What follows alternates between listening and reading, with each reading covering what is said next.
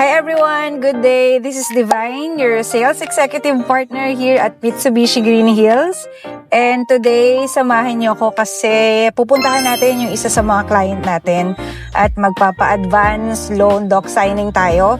So, ngayon may na-import ako na celebrity na na driver ko siya for today. Hi naman dyan, EMD Wheels. Hi. So, nadamay tayo ngayon, guys. Driver tayo ngayon, so magpapasign tayo. Kaya nang kami nagpapasign is, una sa lahat, month end ngayon, sabay-sabay yung magiging release namin kasi gusto ko rin i-cover yung release ng asawa ko. Samahan nyo kami. So ito, para makita nyo kung paano yung naging process namin. And same dito sa video na to, papakita din namin yung i-release natin na unit. So tara na, samahan nyo na kami. Let's go!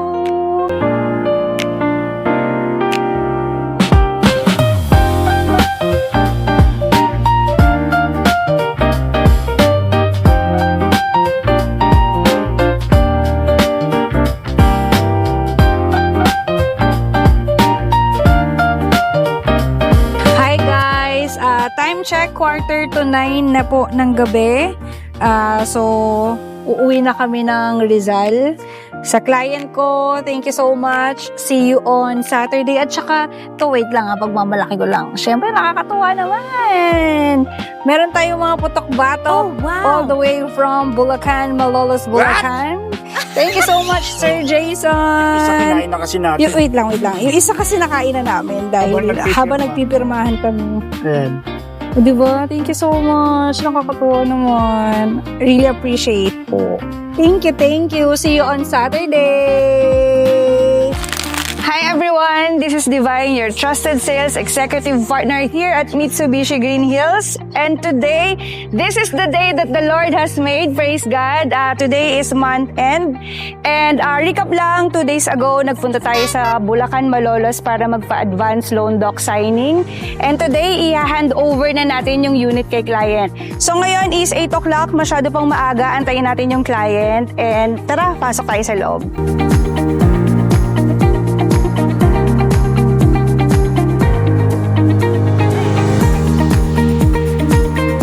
So baka first time nyo dito sa channel namin and nagpaplano kayong kumuha ng Mitsubishi Xpander 1.5 and GLX manual. So ito bagay na bagay sa inyo. So iisa-isahin natin ngayon. So for today talaga, i-release natin to. Waiting lang kami sa client. So nagpapirma kami nung Thursday and today is Saturday. Ngayon natin i-release tong unit na to. So sa ngayon, iisa-isahin na natin kung ano yung mga kung bakit nyo dapat pala i-consider itong Xpander. Ang maganda dito, so sa mga promos, pag-usapan natin sa promos. Sa promos kasi, sa ngayong buwan na to, meron silang libreng 40,000 worth of free fuel assistance. So libre siya sa Mitsubishi sa ngayon kasi sa mga ibang brand, like ako sa Honda, pag nag-release kami, 15 liters gas lang yung libre namin. So on top of the 10 liters gas na libre talaga for the standard freebies of the dealer, meron si Mitsubishi yung binibigay na 40,000 free gas assistance. So for this month of May lang yun So kung nanonood kayo ngayon, pagdating ng June, hindi natin alam. Pero every month meron silang binibigay. So PM lang kayo, meron tayong zero down, meron tayong mga low down. So sa ngayon, yung client natin is si Sir Jason. Originally, dapat mag-DBRB siya. So since manual ang gusto niya, sabi ko, sir, baka gusto mo sa Xpander, baka ma-consider mo, and yes, gusto niya pala din ng Xpander. Ngayon, ni-refer natin kay Divine tong client na to. So 7-seater, she is looking for 7-seater, manual transmission, pasok na pasok, pati sa budget, medyo malayo kasi sa Xpander and versus BRV and Avanza, ang layo kasi ng promo na binibigay. So low monthly siya. Meron din tayong zero down plus yung mga cash discount, malalaki sila. So ngayon, tara.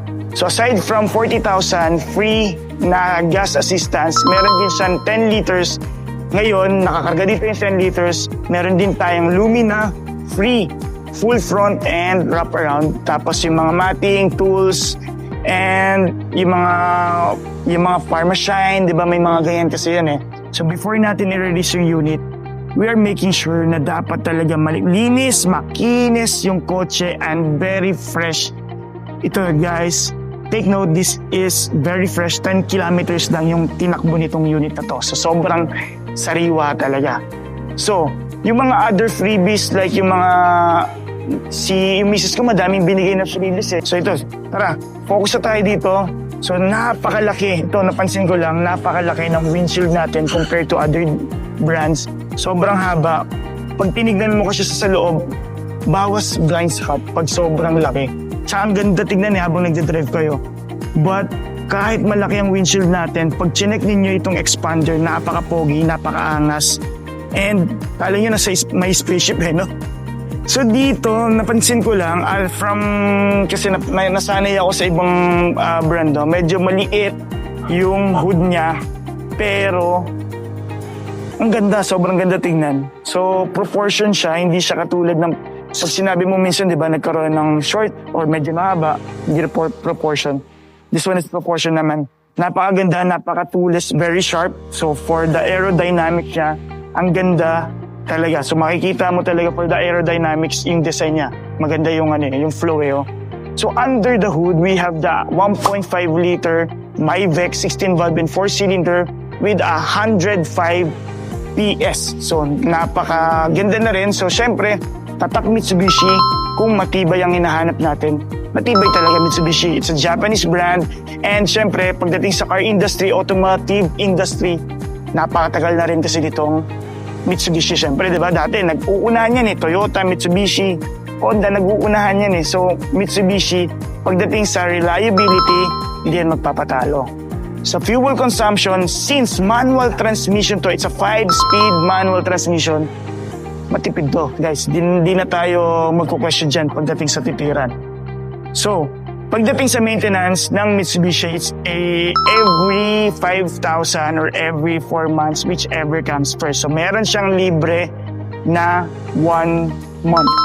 So, ito pa maganda. If you're looking for the GLS naman, for the GLS for this month, they're offering free 1-year PMS. Hindi ko lang sure kung guys, 2 years pala. 2 years PMS libre for this month, for the GLS, especially for this GLS variant. So, moving aside, so na tayo, check na natin tong front end ng expander. So, for the headlights niya, ito, hiwalay-hiwalay di ba?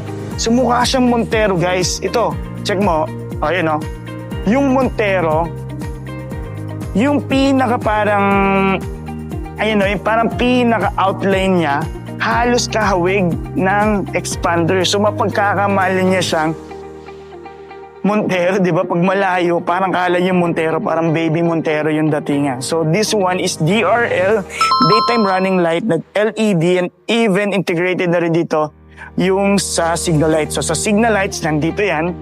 And halogen headlights. So halogen headlights and meron siyang fog light. So imagine that it's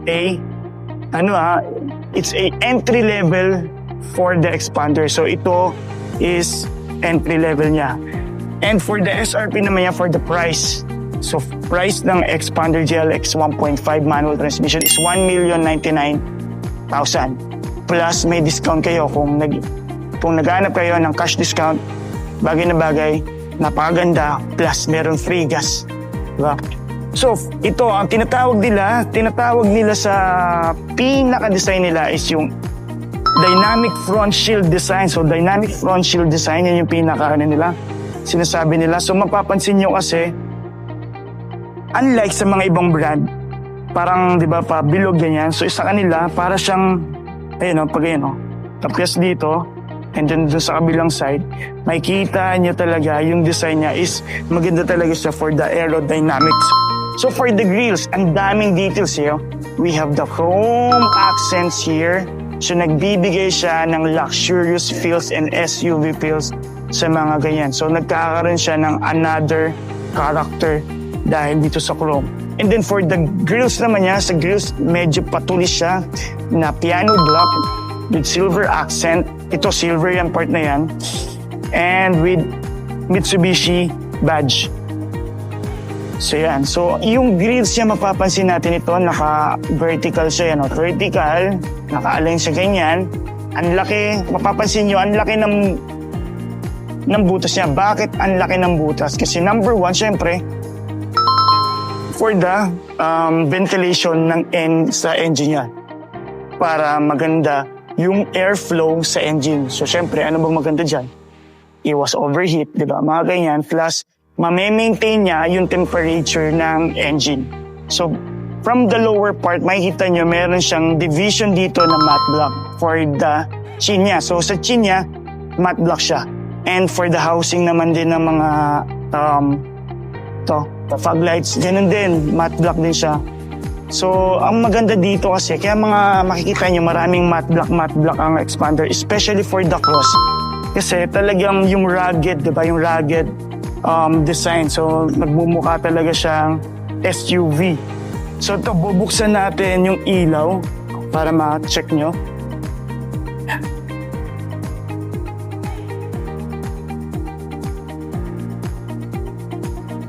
So, yan. So, mapapansin nyo, DRL is white. So, LED.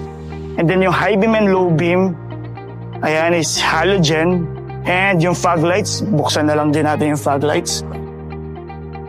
For the fog lights, yan. So, halogen siya. So, ngayon, kung pinoproblema nyo yan, ayaw ng halogen light and you're looking for the LED, madaling-madali siyang palitan. So, hindi siya problema for this one. So, ang maganda kasi dito, comparing to, yan, no? So, like this one is expander cross. So, expander cross, parang mas madali siyang actually i-maintain pagdating sa mga GLX. So sa GLX kasi, isang bulb lang siya. One bulb for, isang bulb lang, pwede mo lang palitan ng LED. And may mga aftermarket naman na LED yan. So buksan na rin natin yung hood para makita natin yung pinakalaman ng... Buksan natin yung hood. By the way guys, kung patibayan lang din naman and availability ng parts, makwento ko lang sa inyo and maiyabang lang natin na this one is the number 1 MPV or yung compact SUV sa buong Pilipinas. So mapapansin nyo, ang dami nyo nang makikitang expander sa kalsada. So anong magiging advantage yan? Sa advantage kasi, mas madami yung supply ng available na parts, diba? So this one is 1.5 in MyVic. So MyVic siya, diba? Yan kasi ang pinaka-design ng engine ng Mitsubishi. So for this one, nandito makikita nyo, so may mga ABS pa rin naman siya. Tapos fuse box yan nandito. Ayan, 1SM battery. Tapos, ayan, isang auxiliary fan. Ayan, napakatahimik, solid yung build. So yan, Mitsubishi na. So ang maganda pa dito sa Mitsubishi actually, kung gusto niyang panghanap buhay, yung kotse na to, pwedeng-pwede siya for mga TNVS, kung Grab, mga ganyan, no? Sa mga Honda kasi bawal din. So isang downside yan. So tapos na tayo dito sa front. Side portion naman tayo. So, tara, dito tayo. So dito naman tayo sa side portion ng Mitsubishi Expander. So syempre mag-start tayo sa mags. Sa mags natin si two-tone mags, 17 inches mags. Tapos ito, Ecopia, yung pinaka-brand ng tire nila. And then for the specs naman, check natin, double check na natin para malaman nyo. It's a 205 55R17. So makikita natin dito yung mga, sa mga, diba? Ang ganda, no? Actually, black pala yung pinaka-ilalim, no? Ayan, so black pala siya. So yan, so makikita ko dito, mas okay siya compare sa mga ibang brand. Pagdating sa rust proofing, sa rust proofing ito, makikita mo dito, ayan, nasa pinaka-part sa ilalim, parang naka-rust proof na talaga siya na makapal. Makapal na, no? Oo. So yan. And then, so, disc brake yung harap, meron tayong tinatawag na ABS, tas meron tayong tinatawag na EBD, so Electronic Brake Distributor, and meron tayong anti-lock braking system. So for the side mirror, it's a Body color lang siya. So, this one pala is a graphite gray metallic. So, LED side mirror. Integrated na rin siya. Tapos, all power yung window natin. Tapos, for the door handles natin, it's a body color din. And it's keyless entry. So, syempre, ground clearance natin. Ito ang niyayabang nila pagdating sa Mitsubishi. Sa 225 millimeters.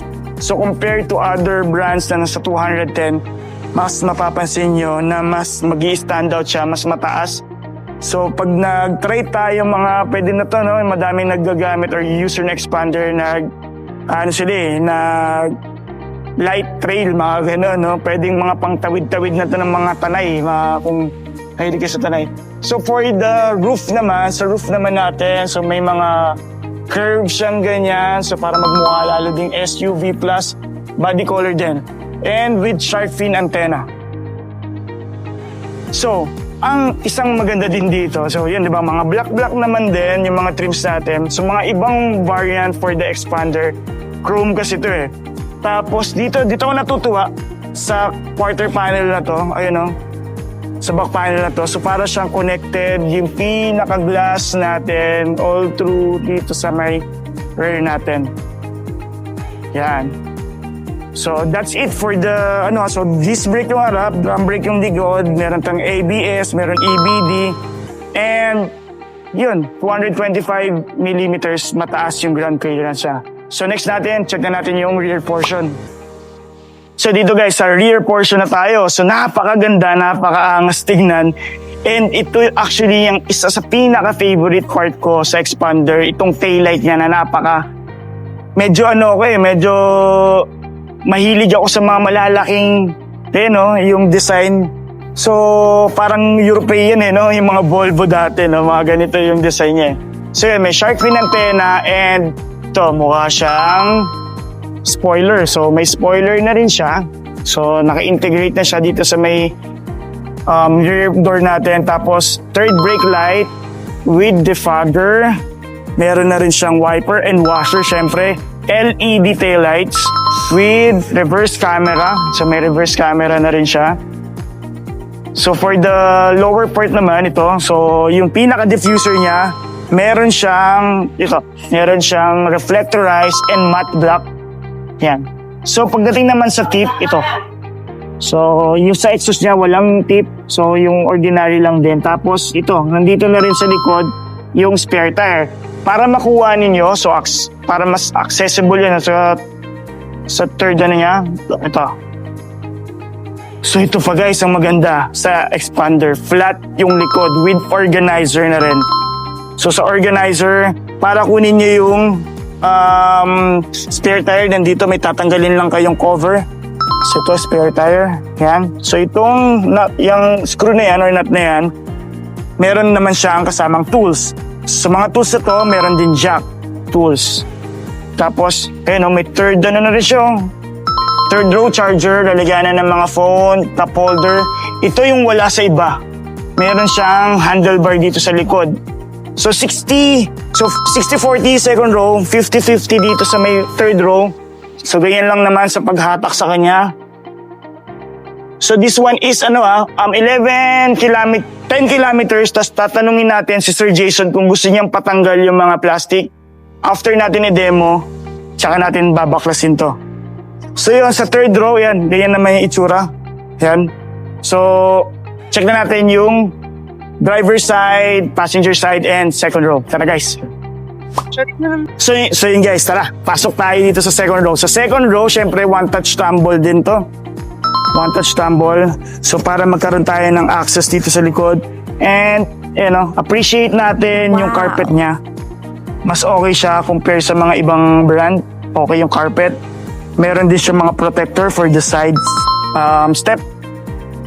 Medyo makikita mo din yung build niya, yung bigat ng upuan. Yes. So makikita mo dyan, diba? So, pagdating sa sidings, ito ang maganda rin dito sa sidings. So, meron siyang silver accent na parang carbon. Tapos mukha siyang, So, may mga cup holders, all matte blacks, fabric yung interior. And sa second row, nandito yung second row vent niya. Second row vent, yan. So, 4 na rin. So, may mga handlebars din siya. And, entry level to ha. Meron din siya ditong armrest. Tapos may cup holder.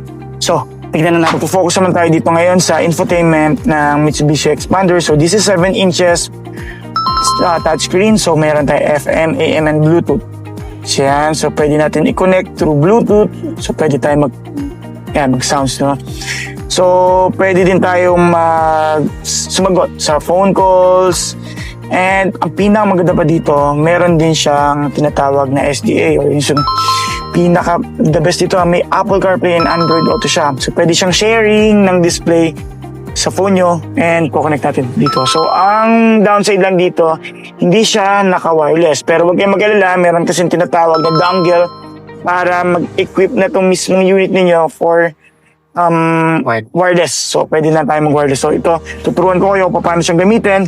Ano sila, di ba, naka-home tayo. So, wala siyang makikita. So, mapagkakamali niyo siyang walang Android Auto and Apple CarPlay. Since, pag nakita niyo dito, walang any application di ba? FM, AM, and Bluetooth lang. So, itong USB slot dito, gamitin niyo lang yung mga original cords or cable nyo for your phones. And then, gamitin lang natin. So ngayon, nakakonect siya sa Bluetooth. Although, pwede naman di siya nakakonect rekta. Then, saksak nyo lang yung cord nyo. Yan. So, wait lang natin. So, una sa lahat, ito. May lalabas. May lalabas siya na magpo-prompt siya na parang welcome or syempre for safety or security na rin ng cellphone niyo before nyo so para magsisync lahat ng applications. Yan, so pag continue natin, lalabas yan, may Google Map, yan. So yung sounds tumutug na. So applications, nakita nyo dito, ayan. So, meron siyang Mitsubishi and ang dami yan, di ba? Mga Google Maps, Google News, Messenger. So, pwede kayo dyan i-open. So, yan. Mga notification lang. Mga notification lang pala. So, yan. Back natin. And home. Viber. Mga notification lang siya. Mga essential, no? Yeah, so hindi ka pwede sa bagay, di ba?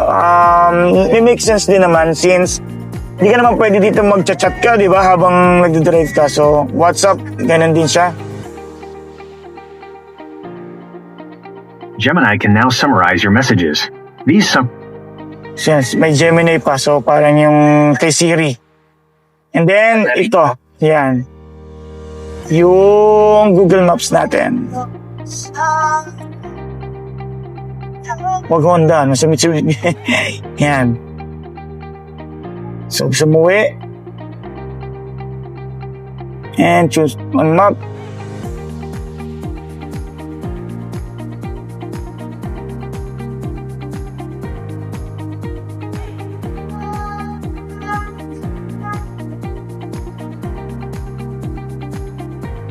Wala pala ako nakaset na home.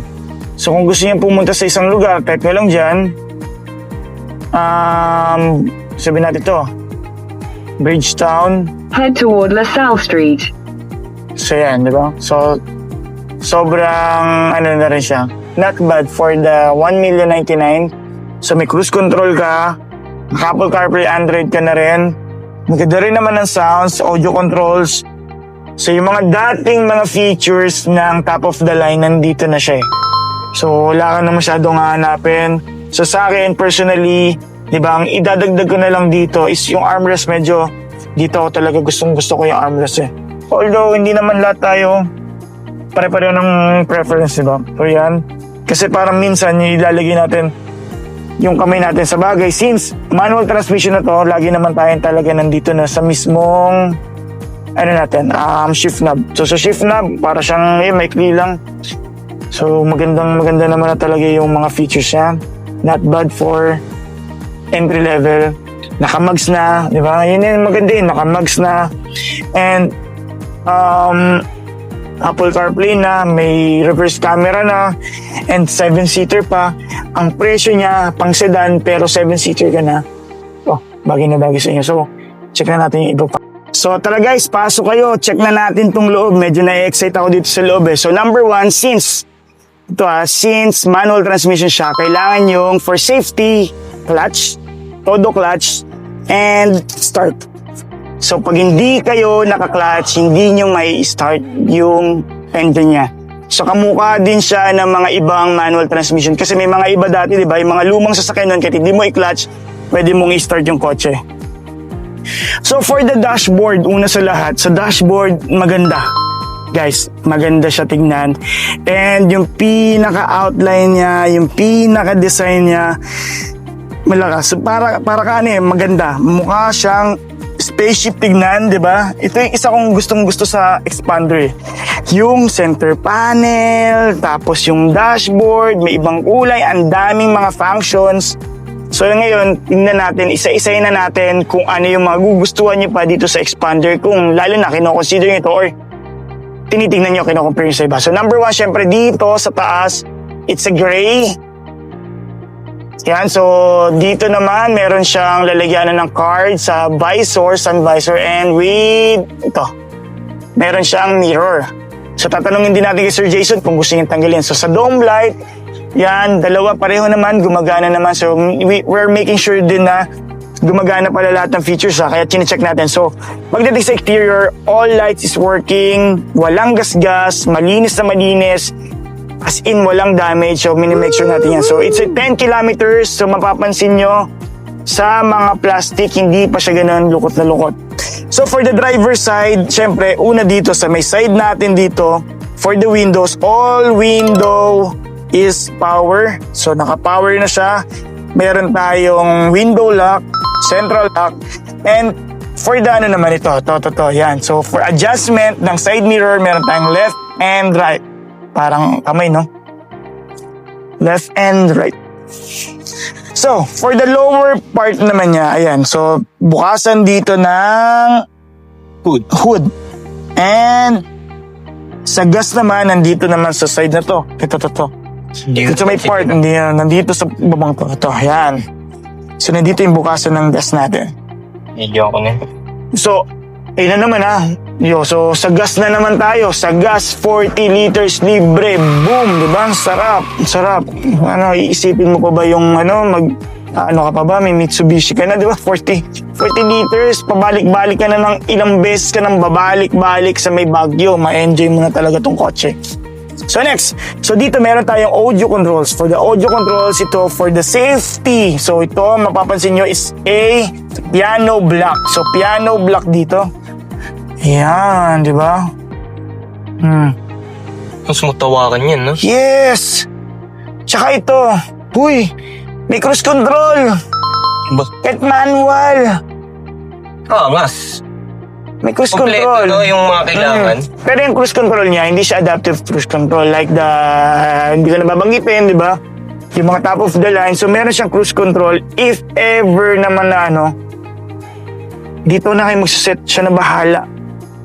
So, entry, no? Sa entry, for the entry level, may cruise control ka.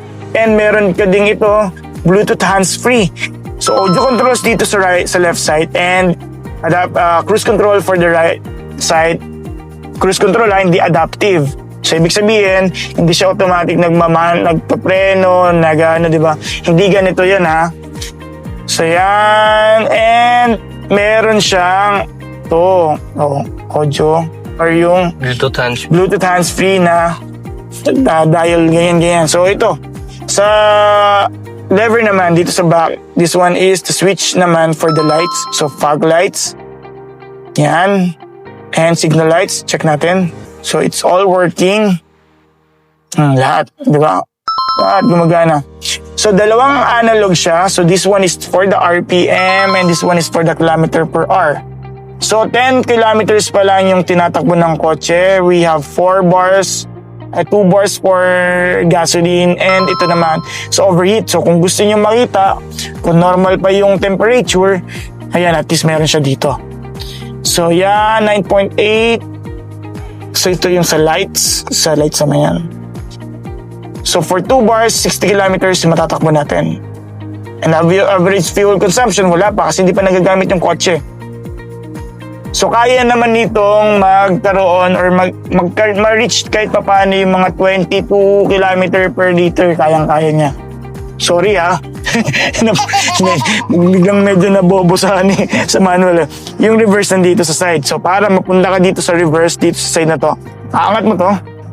So, para may switch siya, para magkaroon kayo ng access for the reverse. So sa reverse camera ito. Yan. So it's a 5-speed manual. So 1, 2, 3, 4, 5. Diba normally for the reverse nandito sa ibang mga brand. So dito na yan, dito siya sa reverse. Yan. So hatak pataas and boom, reverse camera. So yan. So for 1,099,000, meron ka ng reverse camera, meron ka ng cruise control. Diba? Napakaganda. Plus, may discount ka pa. Plus, meron ka pang 40,000 free gas assistance. Naku po, diba? Napakaganda. 40,000! Saan ka na mapapadpad nun? Diba? Malilibot mo na ang buong Cubao. Kubaw. Hindi, joke lang. Abot ka na ng gusto mong pumunta Mindanao. Meron ka ng 40,000. May sukli ka pa. So, may pang-araw. So, ang nangyari, diba? Yung pang-monthly mo, kung financing ka, hindi mo na muna iisipin yung pinakagas mo kasi may libre kang 40,000. Laklaki na natin yun, di ba? So, yun. So, ito. Sa infotainment, balik tayo sa infotainment. We have the FM, AM, and Bluetooth. So, try natin. Pa, di ba? Bigyan na pa sa'yo Not bad. Not bad. And it's a 4 speakers. 4 speakers. Diba? Ang maganda dito, entry level and 4 speakers. Sa 1,099,000 mo, it's a 7-seater SUV na. 7-seater, no? 7-seater na, guys. Yeah, may audio controls tayo. Setup, tingnan natin. So sounds, pwede natin check. Oh yan, may balance, may fader, bass. Check natin. Uy! Oh. Masado. Kasi tingnan nyo, dito ako nagulat. Kasi normally, sa nire-release kong kotse, either bass or treble lang siya, wala siyang mid. Sa mid kasi, yan yung magbabalanse sa bass mo and sa mga kung may tweeter ka sa treble mo, di ba? So ngayon, nagkaroon siya na highlight yung treble niya and yung bass niya dahil dito. Ayan Sa mid. Di ba sa mid? Mas naging buo siya. Depende na lang yan kung ano yung music. Kung anong music taste mo. Pero ito talaga, you have a talagang parang options or controls para dalong matimpla mo. So parang na-equalize mo, di ba? Yung sounds. Kasi DJ ako dati. DJ Bombay. DJ Boomba. So may call volume. So check nyo rin yung sa call volume. Ibig sabihin, pag tumawag kayo, gusto nyo mas mahina, kung maingay yung bunganga ng asawa nyo, pwede yung hinaan para kung sinisigawan ka lagi, di ba? Uy, iba yun. Uy, iba ba yun? So may mga ringtone alerts, yan, meron tayong So wait. So kailangan lang natin ng key fob. So ang key fob natin, ito. So yung susian mo, dapat yung isang keychain yung naiwan, yun yung kailangan. Manifestation yun. Baka isang Mitsubishi na automatic yung kukunin mo. Kasi sir naman, si father. So yan, sir, sa bubong. Sige sir, tingnan mo yung bubong. Baka mamaya may ipot ng adar na lang sa dito. Ang nagmamanual kasi traditional driver yung parang ayaw ko ng masyadong electronic lahat So kaya tama lang din siguro tong handbrake nila na ganyan. So yung, sa reverse camera, yan, okay.